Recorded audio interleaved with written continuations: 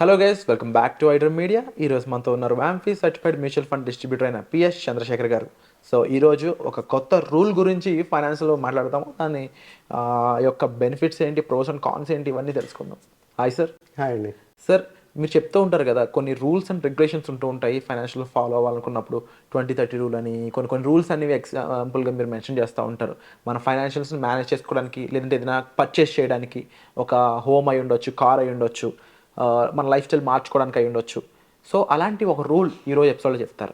విరాజ్ గారు, మనం మన ప్రీవియస్ ఎపిసోడ్స్లో రూల్ ఆఫ్ డిఫరెంట్ రూల్స్ మాట్లాడుకున్నాం. దాంట్లో రెండు మెన్షన్ చేస్తాను మీకు. 7531 rule. Then another rule was 15-15-15 rules. Wonderful rules in mutual funds to make a good corpus, okay, secure your ఫ్యామిలీని సెక్యూర్ చేయడానికి మంచి రూల్స్ ఉన్నాయి. ఇవాళ ప్రతి ఒక్కరూ ఇన్వెస్ట్ చేస్తూ ఉంటారు. మనం రైట్, ఒక కస్టమరు మ్యూచువల్ ఫండ్స్లో ఇన్వెస్ట్ చేయాలంటే ఇన్వెస్ట్ చేస్తుంటారు. కొంతమంది ఫోన్ చేసి దీంట్లో పెట్టండి, దాంట్లో పెట్టండి, స్మాల్లో పెట్టండి, నేను రిస్క్ తీసుకుంటాను, అగ్రెసివ్గా ఉంటాను అంటుంటారు. Right, irrespective of their age. 60 సంవత్సరాలు వచ్చిన వాళ్ళు కూడా స్మాల్ క్యాప్లో పెట్టండి సార్, నాకు రిస్క్ తీసుకుంటాను, నాకు మంచి రిటర్న్స్ కావాలంటారు. కానీ అక్కడ ఇన్వెస్టర్ చూసుకోవాల్సింది ఏంటంటే, బ్యాక్ ఇంకేదైనా ఒక సేవింగ్స్ అనేది ఉందా, మీరు పెట్టిన ఇన్వెస్ట్మెంట్స్ కాకుండా ఇంకేదైనా సేవింగ్స్ ఉందా లేదా అనేది చూసుకోవాలి. So age is a main factor there. So ఈరోజు ఈ 100 rule of 100, we're talking about rule of 100. ఇవాళ ఈ రూల్ ఏం చెప్తుందంటే సార్, 100 మైనస్ మీ ఏజ్. ఫర్ ఎగ్జాంపుల్ మీ ఏజ్ 20 years అనుకోండి. Okay, 100 minus 20 is 80. 80 is a number. 80% of your investment, 80% of your investment should మీరు ఈక్విటీస్లో ఇన్వెస్ట్ చేయాలి. మిగతా 20% ఏదైతే ఉందో అది ఫిక్స్డ్ ఇన్కమ్, లైక్ డెప్ట్ కానీ బాండ్ కానీ ఇలాంటి దాంట్లో పెట్టుకోవాలి. సో నెక్స్ట్ 25 years తీసుకుందాం. 25 years అంటే మళ్ళీ 100 minus 25, that is 75% in equity, 25% in debt and bond, fixed incomes. ఇప్పుడు 30 తీసుకుందాం. 30 years తీసుకున్న 70% equity, 30% again fixed income.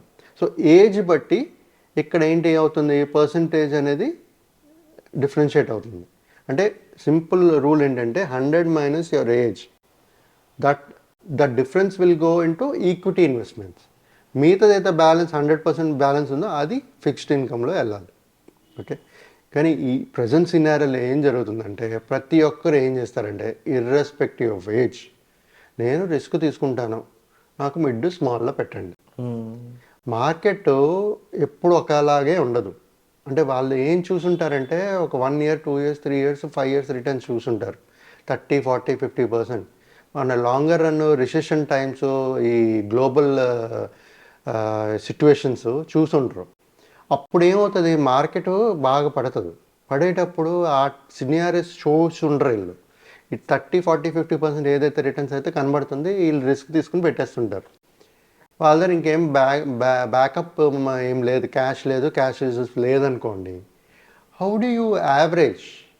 Market volatile అయినప్పుడు మీద సోర్స్ ఆఫ్ ఇన్కమ్ లేదు, మీద క్యాష్ లేదు, రిజర్వ్ లేనప్పుడు యావరేజింగ్ ఎలా చేసుకుంటారు? మార్కెట్ రికవరీ అయ్యేటప్పుడు యావరేజింగ్ చేసుకుంటేనే మీ రికవరీ ఫాస్ట్గా ఉంటుంది, మీ బెటర్ రిటర్న్స్ అనేది వస్తుంది. రైట్. సో ఇలాంటి ప్రతి ఒక్క ఇన్వెస్టర్ ఎవరైతే ఇన్వెస్ట్మెంట్ మ్యూచువల్ ఫండ్స్లో చేద్దాం అనుకుంటున్నారో, ఒకవేళ మీ డిస్ట్రిబ్యూటర్ కానీ అడ్వైజర్ మీకు ఇవ్వకపోతే మీరు అడగండి, నా పోర్ట్ఫోలియోలో కొంచెం డెప్ట్ ఫండ్ కూడా పెట్టండి అని అడగండి. రిస్క్ తగ్గించండి. మనకు అవసరం ఉండేటప్పుడు అదే గోల్డ్. మార్కెట్ వాలటాలిటీ పడేటప్పుడు that is gold for us. I think last few months back situation మనం అబ్జర్వ్ చేయొచ్చు. గోల్డ్ 2-3 days చూడండి మార్కెట్ ఎలా పడుతుందో. ఆ ఫెడ్ ఇది వచ్చిన తర్వాత ఎలా పడుతుందో చూడండి మార్కెట్స్. వాళ్ళు ఏంటంటే they are not clear. Last time ఒక అన్నారు, ఇప్పుడేమో 25 BPS పాయింట్స్ కట్ చేశారు. మళ్ళీ నెక్స్ట్ 25 అంటున్నారు, but they are not confident. కన్ఫామ్గా చేస్తున్నారా లేదా అనేది తెలియదు. సో ఇవన్నీ తీసుకుని వాలటైల్ మార్కెట్ పడుతుంది సినారియోస్.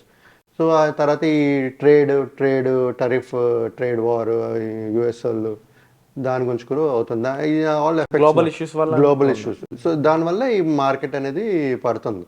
ఇప్పుడు ఎవరైనా ఇన్వెస్ట్ చేసేటప్పుడు సార్ ఈ ఈక్విటీ ఫిక్స్డ్ ఇన్కమ్ అనేది సపరేట్ చేసుకోవాలి. మీరు ఎప్పుడైతే ఇది పర్సంటేజ్ వైజ్ డివైడ్ చేసి ఇన్వెస్ట్ చేస్తున్నారో మీరు ఈ ఫిక్స్డ్ ఇన్కమ్లో వచ్చే దాని మీద పెట్టిన అమౌంట్ రిటర్న్స్ చూసుకోకండి. దాని మీద ఎంత రిటర్న్స్ వస్తుంది అనేది చూసుకోకండి, అది ఇంపార్టెంట్ కాదు. ఇక్కడ ఈక్విటీలో పెట్టే రిటర్న్స్ వస్తుందా లేదా మార్కెట్ పడేటప్పుడు ఇది మీ డెప్ట్ ఫండ్ అనేది మీకు యావరేజ్ చేయడానికి ఉపయోగపడుతుంది అది. సో అలాగా ప్లాన్ చేసుకోండి ఎవరైనా సరే. మీకు ఒకవేళ తెలియకపోతే మీ డిస్ట్రిబ్యూటర్ అడ్వైజర్కి ఫోన్ చేస్తే వాళ్ళు చెప్పగలుగుతారు, వాళ్ళు హెల్ప్ చేయగలుగుతారు. మీ మీ మీ యొక్క గోల్కి వాళ్ళ పాత్ చూపించి ఒక గైడ్ చేసి ఆ గోల్ రీచ్ అయ్యేటట్టుగా ప్లాన్ చేయగలుగుతారు. అండ్ తప్పకుండా మీరు ముఖ్యంగా మెన్షన్ చేసిన యావరేజింగ్ అనేది కానీ చాలా ఇంపార్టెంట్ అని చెప్పచ్చు. అండ్ ఇన్ కేస్ మీరు ఆల్రెడీ ఇన్వెస్ట్ చేసిన ఫండ్స్లో ఇలా జరగట్లేదు, లేదంటే దీనికి సంబంధించిన ఇన్ఫర్మేషన్ మీకు తెలియడం లేదు అనుకున్నట్లయితే మీరు మీ డీటెయిల్స్తో చంద్రశేఖర్ గారిని కలిసినట్లయితే దానికి సంబంధించిన అవగాహన అండ్ డిస్కషన్ అనేది సార్ మీతో చేయడం జరుగుతుంది. సో దానికి సంబంధించి మీరు డిస్ప్లే అవుతున్న నెంబర్స్ కాల్ చేసి సార్తో మీరు మీట్ అవ్వచ్చు. సో వచ్చే ఎపిసోడ్లో మళ్ళీ కలుద్దాం. Thank you so much sir. Thank you అండి.